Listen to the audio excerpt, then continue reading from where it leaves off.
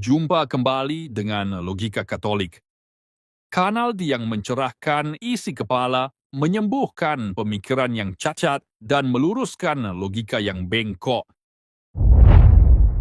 Kok akun Patrice Allegro menurut saya sering nyerang Protestan? Mungkin sekali perlu ditanggapi. Saya memilih untuk tidak terlalu banyak involved dalam perdebatan internal Kristen karena saya didengarkan oleh Muslim. Saya didengarkan oleh Muslim.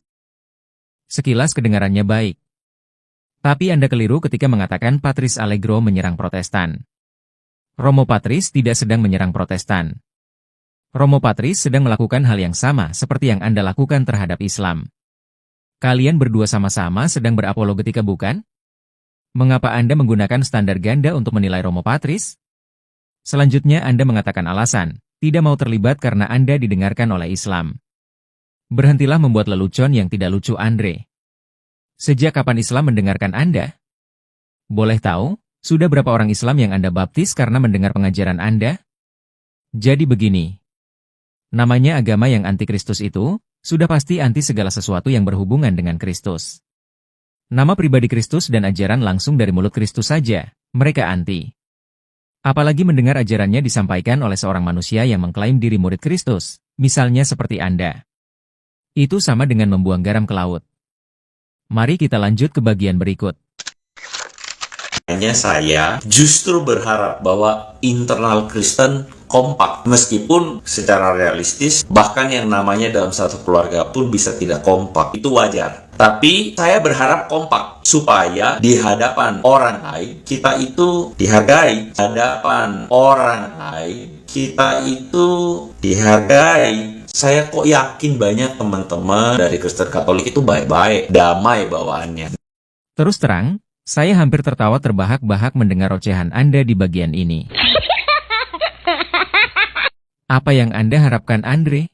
Harapan dan kekompakan palsu seperti yang Anda katakan? Jangan terus-menerus membuat lelucon, nanti tetangga sebelah bisa tertawa sampai sakit perut. Mana ada kekompakan sejati bagi semua orang yang mengklaim dirinya Kristen, bila Anda tetap dan terus bersikukuh mempertahankan paham Protestantisme dan berada di luar gereja Kristus. Jangan bermimpi seperti itu, Andre. Seharusnya Anda mulai dari diri Anda sendiri. Tinggalkan dan lepaskan semua ajaran Protestantisme supaya Anda bisa memeluk tubuh Kristus yang asli. Dengan demikian, harapan dan kekompakan yang Anda katakan itu bisa menjadi kenyataan dalam hidup Anda. Jangan dong, mengatakan perbedaan itu wajar, dengan membandingkan dinamika dalam hidup keluarga dengan ajaran iman Kristen. Keduanya sangat berbeda, bro. Dalam keluarga, perbedaan itu wajar dan sangat ditoleransi. Tapi ajaran iman tidak sedangkal itu pemahaman Anda. Ajaran iman Kristen tidak mengenal yang namanya toleransi dalam bentuk apapun. Namanya kebenaran tetaplah kebenaran. Hanya dengan satu syarat. Menerima atau menolak, titik. Dan kalau menerima, maka harus mengimani dengan penuh ketaatan. Inilah yang namanya kebenaran berotoritas. Anda lalu bias lagi dengan mengatakan, supaya kita dihargai bila kita yang sama-sama Kristen kompak dan bersatu. Di sini secara tidak langsung, Anda terpeleset jatuh ke dalam prinsip teologi kemakmuran. Kalau banyak memberi maka banyak yang akan diterima. Atau versi ucapan Anda, dengan kekompakan orang Kristen maka kita akan dihargai. Saya tidak harus mengajari Anda. Tapi begini. Kekristenan asli tidak pernah mengenal sistem niaga, jual beli, atau balas jasa, seperti yang sedang Anda anut. Cobalah Anda renungkan kembali iman Kristen Anda. Yesus datang dengan merendahkan diri sehabis-habisnya, menghampakan diri sebagai seorang hamba. Lalu menebus dosa manusia dengan cinta yang besar dan agung, dan semua itu gratis. Dan Yesus tak pernah meminta imbalan apapun dari manusia untuk itu. Bukan penghargaan yang Yesus terima, malah sebaliknya, hinaan, ejekan dan hujatan yang Yesus terima. Dan sebagai konsekuensi semua muridnya akan mengikuti jejak Yesus ini. Disinilah arti guru dan murid menjadi sempurna. Dia memang menjanjikan kebahagiaan kekal. Tapi itu butuh perjuangan penyangkalan diri yang terus-menerus dari kita untuk bisa sampai ke sana. Para rasul rela menyerahkan nyawa mereka hanya demi membawa Kristus dan ajarannya kepada kita. Itu juga gratis dan cuma-cuma. Mereka tidak menerima apapun sebagai balas jasa atau meminta dihargai oleh siapapun. Jadi Andre, yang meminta untuk dihargai itu, hanyalah iblis. Selanjutnya Anda hanyalah stereotype kepada Romo Patris.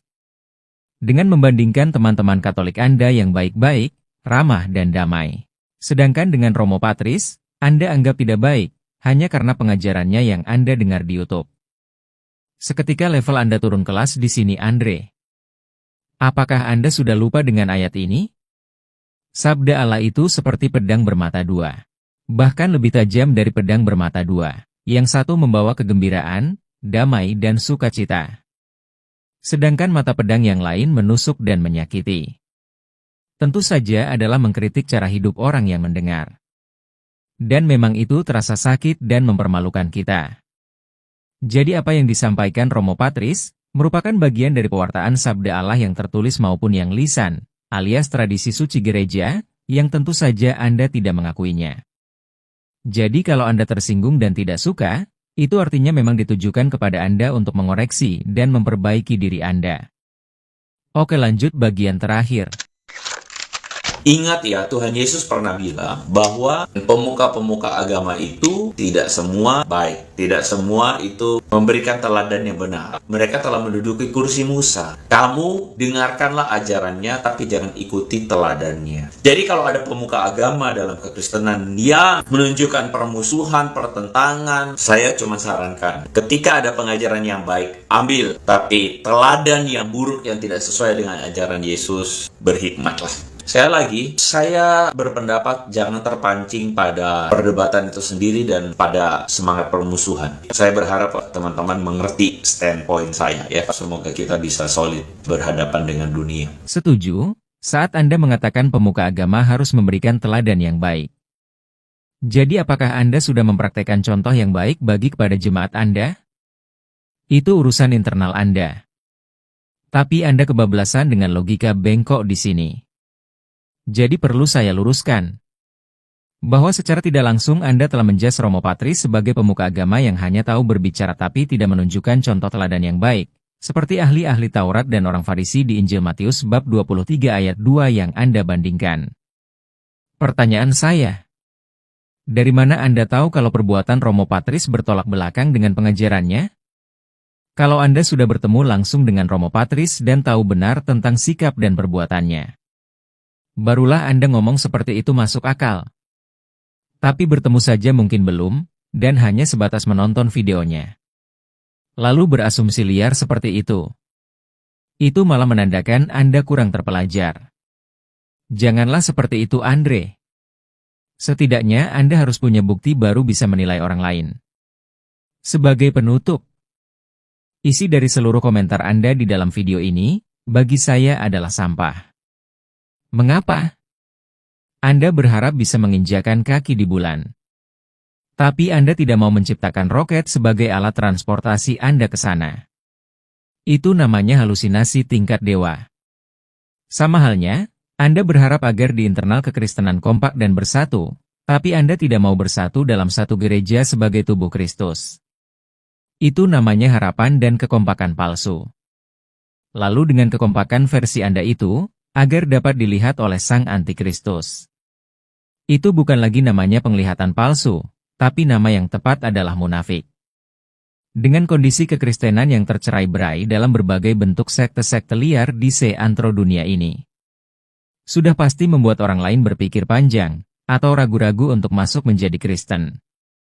Selesaikan dulu semua masalah di dalam kekristenan, dan kembali bersatu di dalam satu gereja sebagai tubuh Kristus. Barulah harapan yang palsu, kekompakan yang palsu akan berubah menjadi kenyataan. Dan pewartaan Anda melalui YouTube seperti yang sedang Anda lakukan saat ini, menghasilkan buah yang berlipat ganda. Tanpa persatuan tubuh Kristus yang sejati dan nyata, maka semua kata yang terucap, hanyalah omong kosong belaka. Terima kasih sudah menonton. Jangan lupa subscribe, like, komen, dan share video ini. Salam.